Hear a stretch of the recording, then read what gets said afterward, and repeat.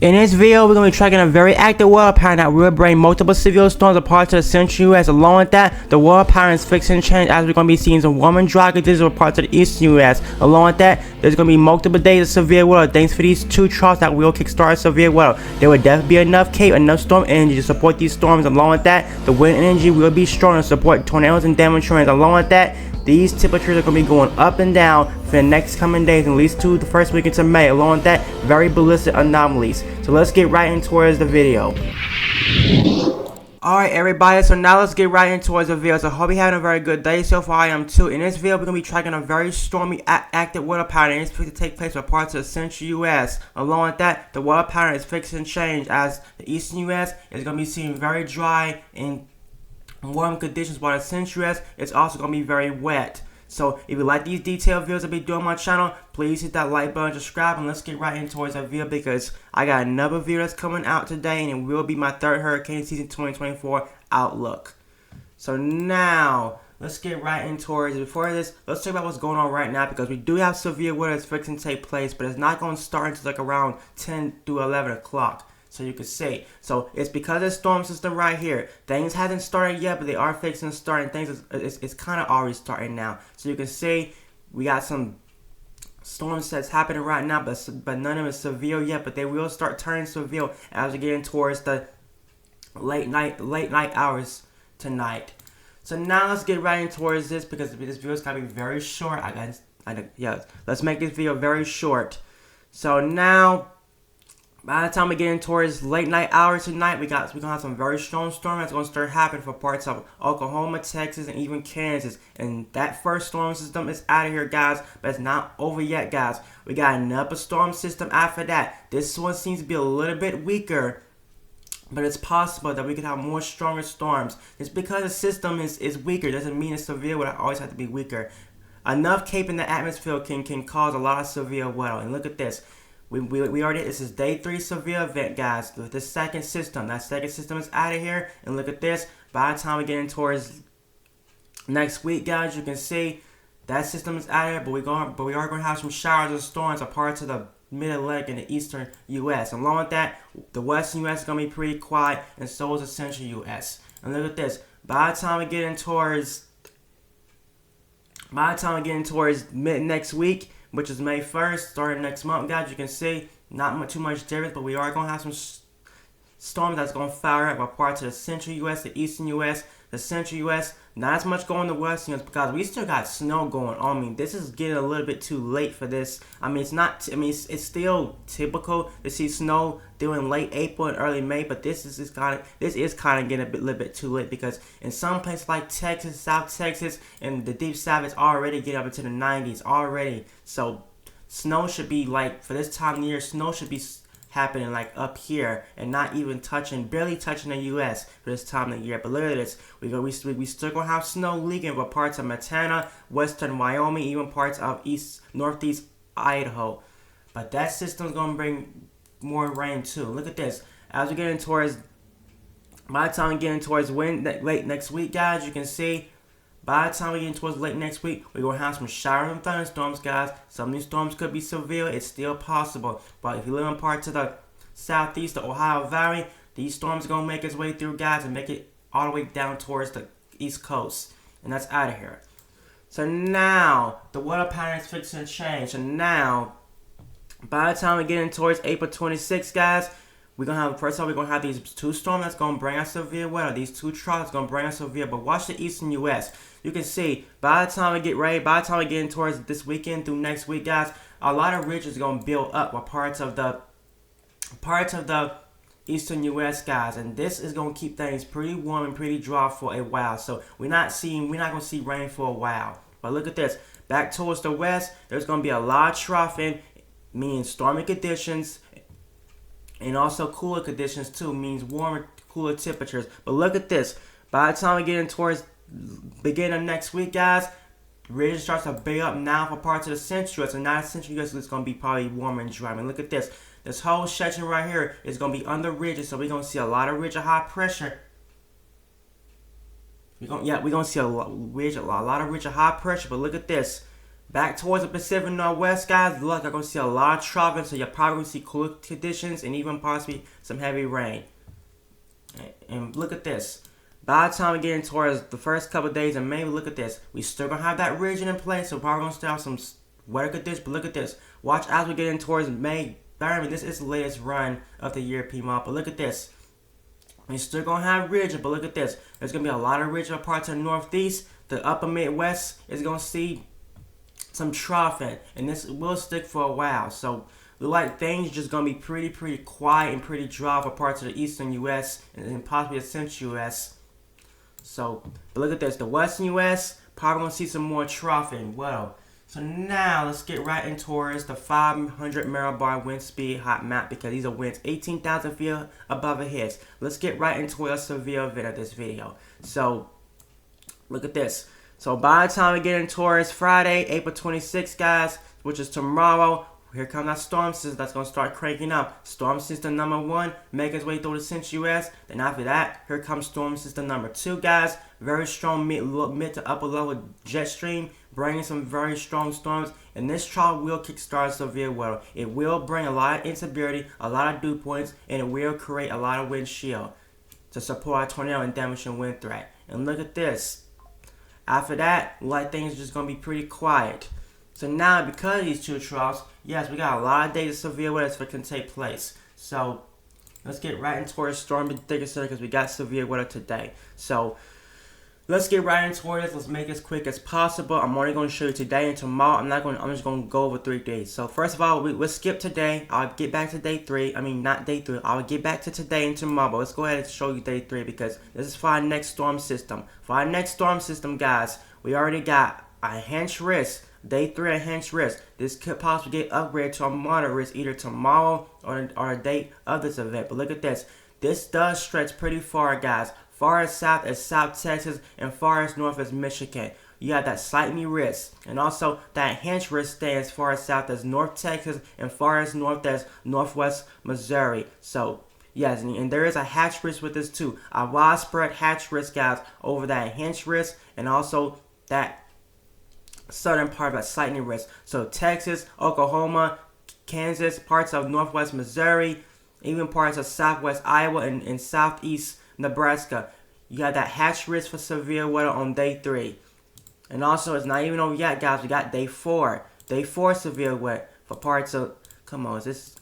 Okay, well, I guess it's not going to work. So let's just go back to today. So now let's get right back to today. So today, severe event for today. And I forgot the... If I not... It doesn't matter. So now, let's get right back to today. So today we have a widespread slightly risk stand far as south of South Texas, and this does kind of like a hook. But look at this. We do have that slightly risk stand far as north as South Dakota. But look at this.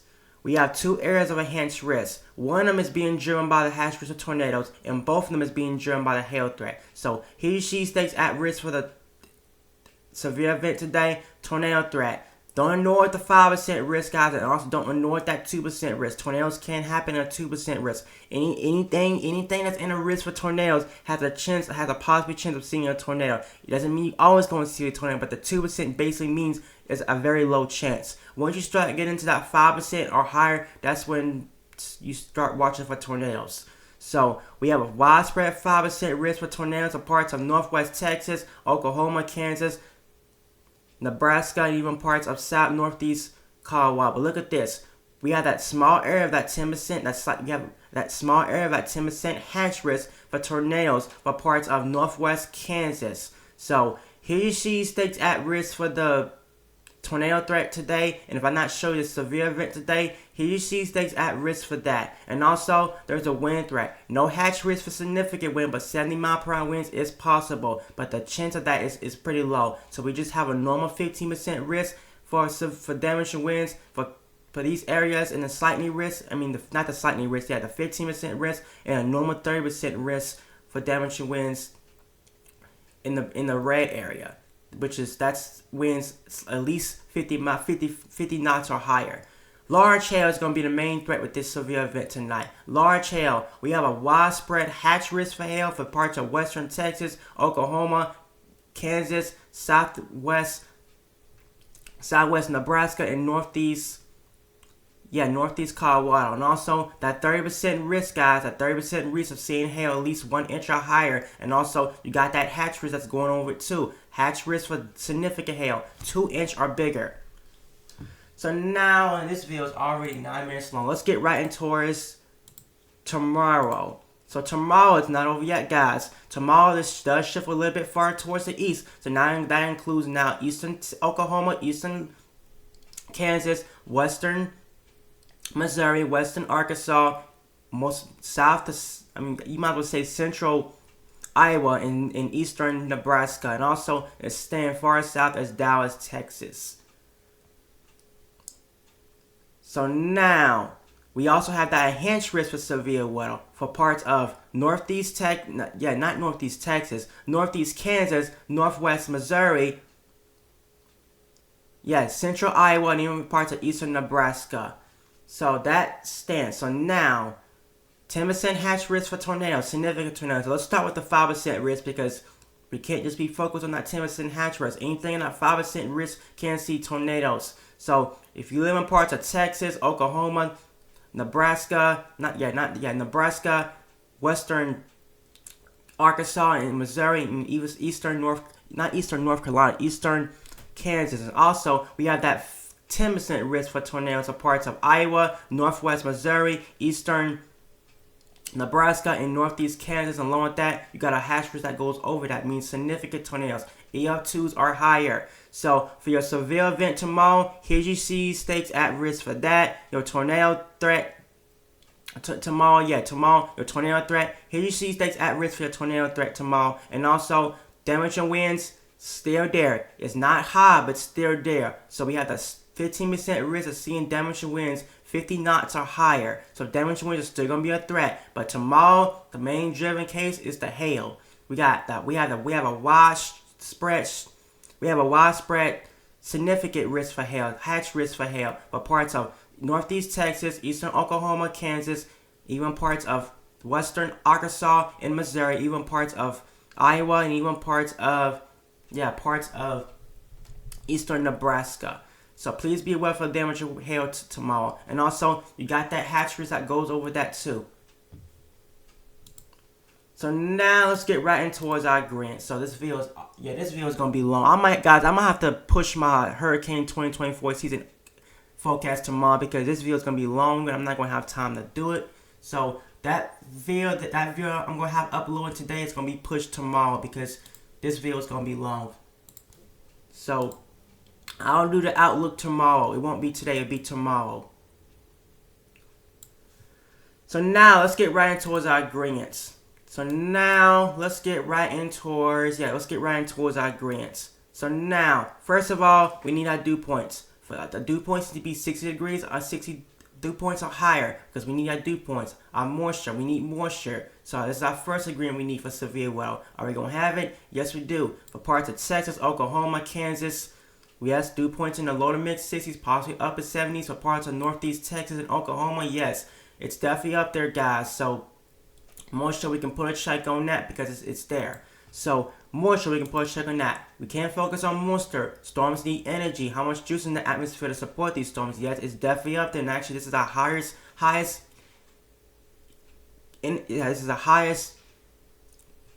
we got so far. So now, by the time we get in towards tonight, this is gonna be more of a late night hour. But look at this. K values, guys, anywhere from 1,000, 2,000 joules per kilogram, 3,000 joules per kilogram. You got a lot of storm energy out there. Look at this. Some of this is starting to get towards the red, that's 3,000 joules per kilogram. Anything in the orange or higher, anything in the orange is 3,000 joules per kilogram. So that's a lot of storm energy. This is more than enough energy to support severe weather. Look at this. All this yellow, orange, even some that's turning towards the red. That's a lot of storm energy. So really, wind energy doesn't even matter because as long as you got a decent amount of storm energy in the atmosphere, you still gonna have a very strong damaging wind threat, a damaging tornado threat, and also a large hail threat too. So yes, but look at this, guys. By the time we get in towards tomorrow, energy not as gonna be as high as today, but still enough to support severe weather. You got anywhere from 100, 200 joules per kilogram, and that's still enough to support thunderstorms. You don't even need to have, guys, you don't even have to have 1,000 joules per kilogram to support thunderstorms. Even 500, 600, even 700 joules per kilogram is enough to support thunderstorms. So anything that's blue or higher is energy. Only thing you need is at least you got energy out there. It doesn't matter if it's very low, as long as you got energy. That's all you need. A little bit of energy is enough to produce a damaging wind threat, a tornado threat, and a large hail threat. You don't have to have over 1,000 joules per kilogram. So, yes, and so now storm energy is out there, guys. Now let's get right in towards the next green. Even though there's not going to be a high, like I said earlier, you don't need a whole lot of wind shear as long as you got, you don't need a whole lot of lower jet winds as long as you got enough storm energy. But you still got to have a decent amount of low level jet winds. You can't just have very weak lower jet winds. You need at least 30 knots or higher, 5,000 feet above our heads. And we do got that. So we will have it tonight. I mean, look at this. Wind energy, yes, it's going to be up there, guys. So parts of Oklahoma, Kansas, yes. Like I said, but we're going to have wind energy too, guys. The lower jet winds are going to be strong, guys. 5,000 feet above our heads. You got winds anywhere from 54 to 58 knots. Anything in that red or higher is 42 knots, guys. So these are very strong. So we're going to have very strong Cape values, and we're going to have very strong lower jet winds. So we definitely going to have that threat for damaging winds tonight, and also large tornadoes is possible, if not likely. So, yes. Tomorrow event, yes, tomorrow is going to be a severe event again. We still got very strong lower jet winds, guys, over 50 knots. So we still going to have that tornado threat, that damaging wind threat for tomorrow, and also that large hail threat. So now let's get right into towards this, because, yes, significant tornado parameters. And what's the latest run? Okay, let's lose the latest run. So now, significant tornado parameters. Look at this, guys. By the time we get in towards the night hours, I mean, look at the parameters. I mean, this is pretty concerning. I mean, look at these parameters for parts of eastern Texas, western Oklahoma. This is off the chart. This is very off the chart. I'm not going to hype this up, but this is off the chart. And look at this. As we get in towards tomorrow, our next day of a severe event, I mean, look at these parameters. This is off the chart, so conditions are definitely going to be favorable enough to support tornadoes. So we definitely have to watch a threat for tornadoes tomorrow. Now, updraft heredity track VFAC. I'm not even going to show this because this doesn't even really matter, because thing is, it doesn't mean you always going to see a tornado. So that's probably going to be a little bit too hard to understand. So we're just going to go straight to the feature radar. So now, looking at the feature radar, guys, by the time we get in towards the late night hours, look at this. Things only start getting cranking up. It's like 2 o'clock in the morning. But look at this. We're going to have a huge pack of storm that's going to make its way towards Oklahoma around 2 o'clock, guys, coming from Texas. And look at this. This does turn into a huge line, guys. And look at this. These storms could be very strong and severe. These storms right here could be these very large hail, tornadoes, and even some damaging winds. And also some very strong storms for parts of Iowa and Nebraska. How about parts of Missouri? Going to have some very strong storms, guys, around 6 o'clock in the morning. And look at this. As we get in towards tomorrow, our next day of our severe event, look at this. Tomorrow, we're going to have severe weather again, guys. Look at these. Very strong storms. It's going to be firing up for parts of back towards Arkansas, moving up towards Missouri. And look at this. Oh, look at this, guys. Look at Iowa. Iowa is what you call a BOEC. I mean, look at this. This right here, guys, is going to be doing some very strong winds. And this is like around 10 o'clock tomorrow night. I mean, look at this. Look at this. This is something you don't want to see, guys. This could be due strong tornadoes and damaging winds. So to Iowa, it's probably going to see a damaging wind threat tomorrow night. And it's because the wind energy is definitely going to be out there, guys. Yes. So now, let's get right in towards our temperatures. So our temperatures. So now I'm not going to go far out, guys. I'm just going to go out a couple of days. So by the time we get in towards tomorrow, so first of all, the day is about over, so we might as well get in towards tomorrow. So tomorrow, wake up tomorrow morning, guys. Temperatures are going to be very cold for parts of the northeast, guys. Temperatures are going to be in the 30s, 20s. The southeast still going to be pretty warm in the mornings, but the western U.S. still going to be pretty cool. Tomorrow highs, it's going to be a hot one for parts of the deep south, including Alabama, Mississippi, Georgia. South Carolina just going to stay warm. But the northeast does start to warm back up. But look at this. Parts of Florida going to be hot. Texas going to be hot. Things will start to warm back up in the majority of the U.S. So How about, okay, we did Friday, Saturday morning. So waking up on Saturday morning, temperatures are going to be pretty still cold for parts of the northeast, but the southeast going to be warm. And temperatures going to be in the 60s. You don't even have to wait till like 11 o'clock to warm up because things are already going to be warm as soon as you get up. But look at this. Parts of the western U.S. still going to be cold. It's still typical, guys. It's not, they don't get their spring. They don't really get their spring until like late April. I mean, it's already, but dang it. It's still typical, guys. It's still going to be cold for y'all just for a little bit longer, but things will warm back up. I mean, things will start warming back up pretty soon. But look at this. It's already spring, if not summer in some spots, especially parts of southeast Texas, I mean, southern Texas. I mean, look at these temperatures. I mean, in the upper 90s, even some hundreds. I mean, that is hot. It's already summertime down there. But look at this. Parts of the southeast, it's going to be warm. The northeast will start to warm back up. But look at this. Back towards the Pacific Northwest, still going to be chilly. So this is how far. This is the farthest we can go out, guys. I have to keep this video short. So now temperature anomalies. We're going to fly through this a little bit. So temperature anomalies are going to be up there too, guys. Look at this. By the time we get in towards tomorrow, we still going to have some above average temperatures for parts of the central U.S.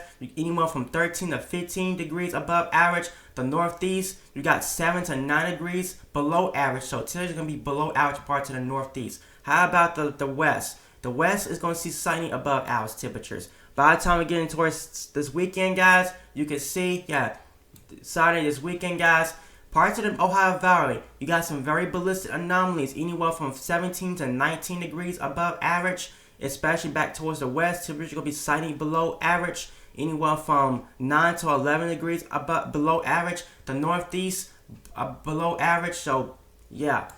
And by the time we get in towards Sunday, we're going to still have above average temperatures of parts of the Ohio Valley.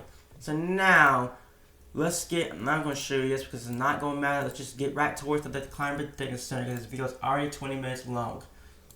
So now, let's get right in towards this. So now, let's get right in towards our temperature outlook. So starting for today, I mean, yeah, the April 30th through May 4th temperature outlook, the 6-day temperature outlook. So look like this, guys. Anything in that orange or higher is above average temperatures. But look at this. Look at this.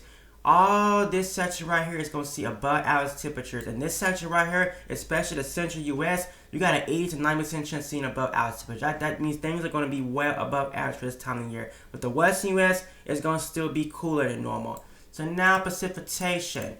Precipitation is going to be up there. I mean, look at this. It's going to be pretty dry for parts of the eastern U.S. The southeast is going to be dry. But look at this. The southwest, I mean, not much of the southwest. I think, okay, let's just be more specific. Texas and New Mexico, guys, are going to see above average precipitation. The northwest is going to see above average precipitation. The upper Midwest is going to see above average precipitation. Now, things don't change that much. Still, we're still going to see well above altitude as parts of the central and eastern U.S., while the west U.S. is still going to be cool, so not too much difference. Precipitation-wise, not too much difference. We're still going to see weather conditions for parts of Texas, the upper Midwest, and the Northwest going to still see above average precipitation, while the eastern U.S. is still going to see below average precipitation. So now, this will be it for this video, guys. So who liked this video? If you did, please hit that like button, subscribe. And me, in fact, I changed my mind because I love doing this. I will be releasing my third hurricane season 2020 forecast later today. I'm fixing to start working on it right now. So please stay tuned for that because that's coming out later today. So now, if you like this video, be doing my channel, please hit that like button, subscribe, and I guess I'll see you on my next video. Peace.